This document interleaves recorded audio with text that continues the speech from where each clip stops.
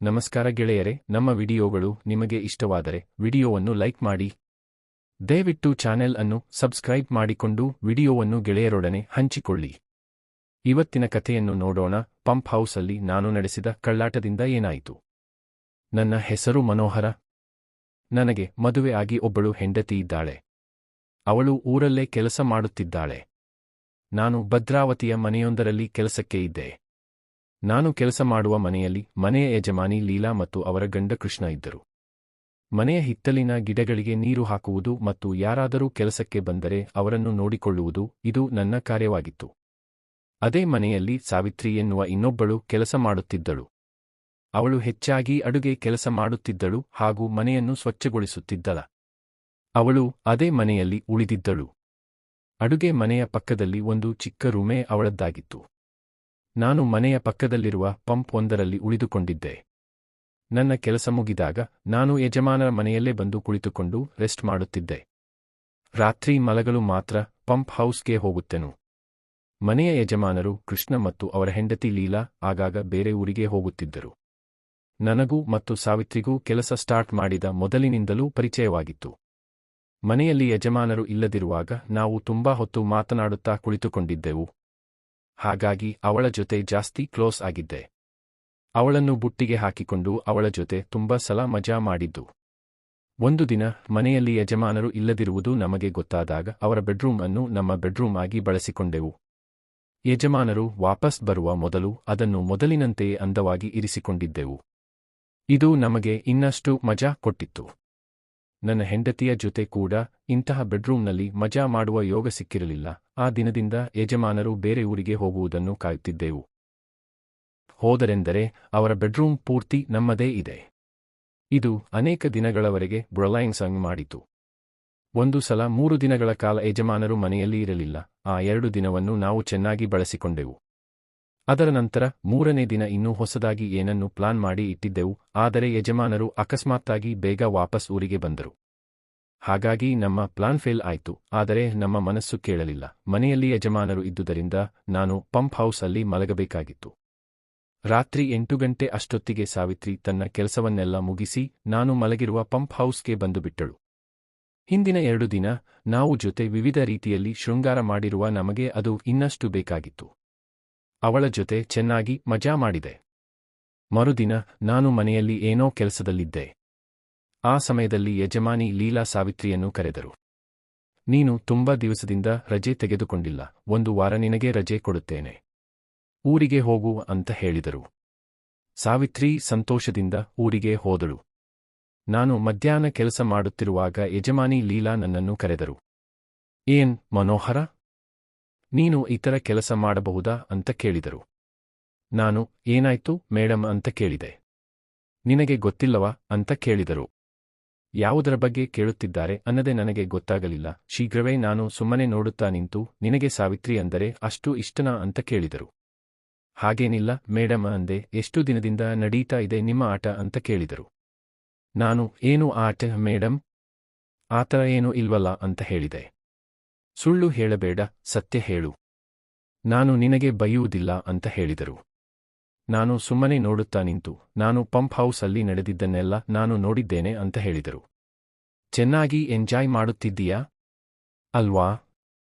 ಒಳ್ಳೆ ತಾಕತ್ತು ಇದೆ ನಿನಗೆ ಅಂತ ಅವರು ನೋಡಿದ್ದು ವಿವರಿಸಿ ಹೇಳುತ್ತಾ ಮಾತನಾಡಿದರು. ನನಗೆ ಸ್ವಲ್ಪ ಭಯ ಆಯಿತು. ನನ್ನನ್ನು ಕೆಲಸದಿಂದ ತೆಗಿತಾರೆ ಅನ್ನಿಸಿತು. ತಪ್ಪಾಯಿತು ಮೇಡಮ್, ಇನ್ಮೇಲೆ ಆತರ ನಡೆಯೋದಿಲ್ಲ ಅಂತ ಹೇಳಿದೆ. ಸರಿ, ಎಷ್ಟು ದಿನದಿಂದ ನಡೀತಾ ಇದೆ ಅಂತ ಕೇಳಿದರು. ನಾನು 2 ತಿಂಗಳಿಂದ ಅಂತ ಹೇಳಿದೆ. ಸರಿ, ಸಾವಿತ್ರಿ ಅಲ್ಲದೆ ಇನ್ಯಾರು ಇಷ್ಟ ನಿನಗೆ ಈ ಮನೆಯಲ್ಲಿ ಅಂತ ಕೇಳಿದರು. ಮತ್ತೆ ಈ ಮನೆಯಲ್ಲಿ ಬೇರೆ ಯಾರು ಕೆಲಸದವರು ಇಲ್ಲ ಮೇಡಮ್, ಕೆಲಸಕ್ಕೆ ಇರೋದು ಸಾವಿತ್ರಿ ಮಾತ್ರ ಅಂತ ಹೇಳಿದೆ. ಅಂದರೆ ನಿನಗೆ ಕೆಲಸದವರು ಮಾತ್ರ ಇಷ್ಟ, ಬೇರೆ ಯಾರೂ ಇಷ್ಟ ಇಲ್ಲ ಇಲ್ಲವಾ ಅಂತ ಕೇಳಿದರು. ಅವರ ಮಾತು ಸ್ವಲ್ಪ ಒಗಟಾಗಿ ಅನ್ನಿಸಿತು. ನಾನು ಸುಮ್ಮನಿದ್ದೆ. ನಿನಗೆ ಮನೆಯ ಕೆಲಸದವರು ಮಾತ್ರ ಇಷ್ಟನಾ, ಮನೆ ಯಜಮಾನಿ ಇಷ್ಟ ಇಲ್ಲವಾ ಅಂತ ಕೇಳಿದರು. ನನಗೆ ಶಾಕ್ ಆಯಿತು. ಆದರೆ ಮೇಡಮ್ ಅಂದೆ. ಆದರೆ ಗೀದರೆ ಏನಿಲ್ಲ, ನಾಳೆಯಿಂದ ಸಾವಿತ್ರಿಯನ್ನು ಕೆಲಸಕ್ಕೆ ಬರುವುದೇ ಬೇಡ ಅಂತ ಹೇಳಿ ಕಳುಹಿಸುತ್ತೇನೆ. ನೀನು ಅವಳ ಜೊತೆ ಏನು ಮಾಡುತ್ತಿದ್ದೀಯೋ ಅದನ್ನು ಎಲ್ಲದಲ್ಲಿ ನನ್ನ ಜೊತೆಯೂ ಮಾಡಬೇಕು ಅಂದರು. ಸರಿಯಾಯಿತು ಅಂತ ಒಪ್ಪಿಕೊಂಡೆ. ಈ ಹಿಂದೆ ಕದ್ದು ಮುಚ್ಚಿ ಅವರ ಬೆಡ್ರೂಮ್ನಲ್ಲಿ ನಡೆಯುತ್ತಿರುವುದು ಇನ್ಮೇಲೆ ಧೈರ್ಯವಾಗಿ ಓಪನ್ ಆಗಿ ನಡೆಯತೊಡಗಿತು. ಹೀಗೆ ನೋಡಿದರೆ ಲೀಲಾ ಅವರಿಗೆ ಇದರ ಬಗ್ಗೆ ತುಂಬಾ ಆಸಕ್ತಿ ಇತ್ತು. ಅವರ ಗಂಡ ಇಲ್ಲದಿರುವಾಗ ಕೂಡಲೇ ನನ್ನನ್ನು ಬೆಡ್ರೂಮಿಗೆ ಕರೆಯುತ್ತಿದ್ದರು. ಬಿಡದೆ ಎಂಜಾಯ್ ಮಾಡುತ್ತಿದ್ದೆವು. ಹಗಲು ರಾತ್ರಿ ಎನ್ನದೆ ನನ್ನನ್ನು ಕರೆದುಕೊಂಡು ಮಾಡಿಸಿಕೊಳ್ಳುತ್ತಿದ್ದರು. ಹೀಗೆ ದಿನಗಳು ಮಜದಲ್ಲಿ ಕಳೆಯುತ್ತಿತ್ತು. ಒಮ್ಮೆ ನನಗೆ ಮಧ್ಯದಲ್ಲಿ ಊರಿಗೆ ಹೋಗಬೇಕಾಯಿತು. 1 ವಾರ ರಜೆ ಕೇಳಿದೆ. ಈ ವೇಳೆ ಅವರು 1 ವಾರನ ಅಂತ ರಾಗ ತೆಗೆದರು. ನಿನಗೆ ಗೊತ್ತಲ್ಲವಾ, ಇಲ್ಲ ಇಷ್ಟೂ ಕೆಲಸ ಇರುತ್ತದೆ ಅಂತಂದು ಒಪ್ಪಿಸುತ್ತಿದ್ದರು. ಅಂತೂ ಇಂತೂ ಅವರನ್ನು ಒಪ್ಪಿಸಿ ಊರಿಗೆ ಹೊರಟೆ. ಊರಲ್ಲಿ ಇದ್ದಾಗ 3 ದಿನ ಕಳೆದಿತ್ತು. ನಮ್ಮ ಮನೆಯಲ್ಲಿ ಫೋನ್ ಇಲ್ಲ, ಎಮರ್ಜೆನ್ಸಿಗೆ ಬೇಕಾಗುತ್ತೆ ಅಂತ ನಮ್ಮ ಪಕ್ಕದ ಮನೆ ಫೋನ್ ಅಪ್ ಮಾಡಿದ್ರು. ಮೇಡಂ ನಮ್ಮ ಪಕ್ಕದ ಮನೆ ನಂಬರ್ಗೆ ಫೋನ್ ಮಾಡಿ ನನಗೆ ಬೇಗ ಕೆಲಸಕ್ಕೆ ಬರಲು ಹೇಳಿದರು. ನಾನು ಮೇಡಂಗೆ ಫೋನ್ ಮಾಡಿ ಇನ್ನು 2 ದಿನ ಕೊಡಿ ಮೇಡಂ, ಅರ್ಜೆಂಟ್ ಕೆಲಸ ಇದೆ ಅಂತ ಹೇಳಿದೆ. ಆಯಿತು, ಆದಷ್ಟು ಬೇಗ ಬಾ ಅಂತ ಒಪ್ಪಿಕೊಂಡರು. ನನ್ನ ಕೆಲಸವನ್ನು 1 ದಿನದಲ್ಲಿ ಮುಗಿಸಿ ಲೇಟ್ ಆದರೆ ಎಲ್ಲಿ ಕೋಪ ಮಾಡಿಕೊಳ್ಳುತ್ತಾರೆ ಅಂತ 1 ದಿನ ಬೇಗನೆ ಕೆಲಸಕ್ಕೆ ಹೋದೆ. ನಾನು ಕೆಲಸ ಮಾಡುತ್ತಿರುವ ಮನೆ ಆದುದರಿಂದ ಅಲ್ಲಿಗೆ ಹೋಗುವಾಗ ನನಗೆ ಯಾವುದೇ ತೊಂದರೆ ಇರಲಿಲ್ಲ. ಮನೆಗೆ ಹೋದಾಗ ಅಲ್ಲಿ ಯಜಮಾನಿ ಕಾಣಿಸಲಿಲ್ಲ. ನಾನು ನನ್ನ ಕೆಲಸವನ್ನು ಪ್ರಾರಂಭಿಸಿದೆ. ಗಿಡಗಳಿಗೆ ನೀರು ಬಿಡುತ್ತಿದ್ದೆ. ನನಗೆ ಸ್ವಲ್ಪ ಹೊತ್ತಲ್ಲಿ ಮನೆಯ ಹತ್ತಿರದ ಒಂದು ಕಿಟಕಿಯಲ್ಲಿ ಏನೋ ಸೌಂಡ್ ಕೇಳಿಸಿತು. ಏನು ಅಂತ ಕಿಟಕಿಯಿಂದ ನೋಡಿದೆ. ಒಂದು ಹುಡುಗನ ಜೊತೆ ಇದ್ದರು. ಆ ಹುಡುಗ ಮಲಗಿಕೊಂಡಿದ್ದ. ಆ ಹುಡುಗನ ಮುಖ ನೋಡಿದಾಗ ಹಿಂದೆ ಯಾವಾಗಲೋ ನೆನಪು, ಆಮೇಲೆ ನೆನಪಾಯಿತು. ಅವನು ನಮ್ಮ ಮನೆಗೆ ಹಾಲು ಕೊಡೋಕೆ ಬರುವ ಹುಡುಗ. ಮೇಡಂ ಜೊತೆ ಆ ಹುಡುಗನ ಜೊತೆ ಆಟ ಚೆನ್ನಾಗಿತ್ತು. ನಾನು ಧೈರ್ಯವಾಗಿ ಅವನ ಜೊತೆಯಲ್ಲಿರುವಾಗ ಮೇಡಂ ಯಾವುದೋ ಕ್ರೀಮನ್ನು ಬಳಸುತ್ತಿದ್ದರು. ಅದು ಏನು ಅಂತ ತಿಳಿದುಕೊಳ್ಳುವ ಆಸೆ ಆಯಿತು. ಅವರಿಬ್ಬರ ಕೆಲಸ ಮುಗಿದಾಗ ಅದನ್ನು ಒಂದು ಕಡೆಯಲ್ಲಿ ಎತ್ತಿ ಇಟ್ಟರು. ಆ ಜಾಗವನ್ನು ನಾನು ನೋಡಿಕೊಂಡೆ. ಮೇಡಂ ತಮ್ಮ ಕೆಲಸವನ್ನು ಮುಗಿಸಿದ ಮೇಲೆ ಆ ಹುಡುಗನನ್ನು ಮಾತನಾಡಿ ಕಳುಹಿಸಿಕೊಟ್ಟರು. ನಾನು ಸ್ವಲ್ಪ ಹೊತ್ತು ಬಿಟ್ಟು ಮನೆಯ ಒಳಗಡೆ ಹೋದೆ. ಯಾವಾಗ ಬಂದಿದ್ದೀಯಾ ಅಂತ ಕೇಳಿದರು. ಇಲ್ಲಾಗಷ್ಟೇ ಬಂದೆ ಮೇಡಂ ಅಂತ ಹೇಳಿದೆ. ಒಳ್ಳೆದಾಯಿತು ಅಂತ ಕೆಲಸ ನೋಡಲು ಹೇಳಿದರು. ಮೇಡಂ ಯಾವುದೂ ಕೆಲಸದಲ್ಲಿ ಬ್ಯೂಸಿ ಇರುವಾಗ ಅವರು ಆ ಕ್ರೀಮ್ ಇಟ್ಟಿರುವ ಜಾಗಕ್ಕೆ ಹೋಗಿ ನೋಡಿದೆ. ಅದು ಏನು ಅಂತ ತಿಳಿದುಕೊಳ್ಳುವ ಆಸೆ ಇತ್ತು.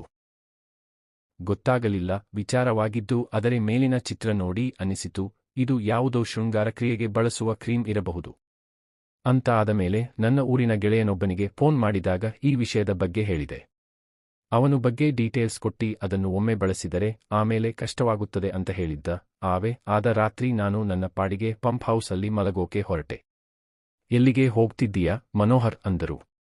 ಮಲಗೋಕೆ ಮೇಡಂ. ಯಾಕೆ, ನಿನ್ನ ಕೆಲಸ ಮರೆತು ಹೋಯಿತಾ? ಇವತ್ತು ಯಜಮಾನರು ಮನೆಯಲ್ಲಿ ಇಲ್ಲ, ನೀನು ಇಳೆಯ ಬೆಡ್ರೂಮ್ ಅಲ್ಲಿ ನನ್ನ ಜೊತೆ ಮಲಗು ಅಂದರು. ನಾಳೆ ನೋಡೋಣ ಮೇಡಂ, ಊರಿನಿಂದ ಟ್ರಾವೆಲ್ ಮಾಡಿ ಸುಸ್ತಾಗಿದೆ ಅಂತ ಹೇಳಿದಾಗಷ್ಟೇ ಊರಿನಿಂದ ಬಂದಿದ್ದು. ಮನೆಯ ಕೆಲವು ಸಮಸ್ಯೆಗಳ ಕಾರಣದಿಂದ ನನ್ನ ಮನಸ್ಸು ಸ್ವಲ್ಪ ಅದೇ ಯೋಚನೆಯಲ್ಲಿತ್ತು. ಎಂಜಾಯ್ ಮಾಡುವ ಮನಸ್ಸಿರಲಿಲ್ಲ. ಆದರೆ ಮೇಡಂ ಬಿಡಲಿಲ್ಲ. ನೀನು ಬಾ, ನಿನ್ನ ಸುಸ್ತಿಗೆ ನನ್ನ ಬಳಿ ಔಷಧಿ ಇದೆ ಅಂದರು. ಅಯ್ಯೋ, ಆ ಕ್ರೀಮ್ ಬಗ್ಗೆ ಹೇಳ್ತಾ ಇದ್ದಾರೆ ಅಂತ ಗೊತ್ತಾಯಿತು. ಅವರ ಮಾತು ಕೇಳಿ ಭಯ ಆಯ್ತು. ಇಲ್ಲ ಮೇಡಂ, ಯಾಕೋ ಜ್ವರ ಬಂದಂತಿದೆ ಅಂದೆ. ಆದರೆ ಅವರು ಮತ್ತೆ ಮತ್ತೆ ಬಲವಂತ ಮಾಡುತ್ತಿದ್ದರು. ಏನಾದರೂ ಕೆಲಸ ಹೇಳಿದರೆ ಹೀಗೆ ಮಾಡ್ತೀಯಾ ನೀನು ಅಂತ ಬೈದರು. ಸಾರಿ ಮೇಡಮ್ ಅಂತ ನಾನು ಪಂಪ್ ಹೌಸಲ್ಲಿ ಮಲಗಿದ್ದೆ. ರಾತ್ರಿ ಮಲಗಿರುವಾಗ ತುಂಬಾ ಯೋಚನೆ ಬಂತು. ನಾನು ಮಾಡ್ತಾ ಇರೋ ಸರಿಯಲ್ಲ ಅನಿಸಿತು. ನನ್ನ ಸಂಸಾರದಿಂದ ಸದಾ ದೂರದಲ್ಲಿದ್ದರು. ನನ್ನ ಹೆಂಡತಿ ಮನೆಯ ಜವಾಬ್ದಾರಿಯನ್ನು ಒಬ್ಬಳೇ ನಿರ್ವಹಿಸುತ್ತಿದ್ದಾಳೆ.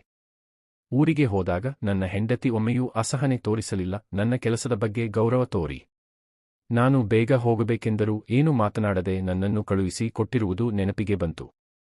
ಅದೆಲ್ಲ ಯೋಚಿಸುತ್ತಾ ಹಾಗೆ ನಿದ್ದೆ ಹೋದೆ. ಬೆಳಿಗ್ಗೆ ಎದ್ದು ಮೇಡಂ ಮನೆಗೆ ಹೋದರೆ ಅವರು ಸರಿಯಾಗಿ ಮಾತನಾಡಿಸಲಿಲ್ಲ. ಇದು ಯಾಕೋ ಸರಿ ಬರಲ್ಲ ಅಂತ ಅನ್ನಿಸಿತು.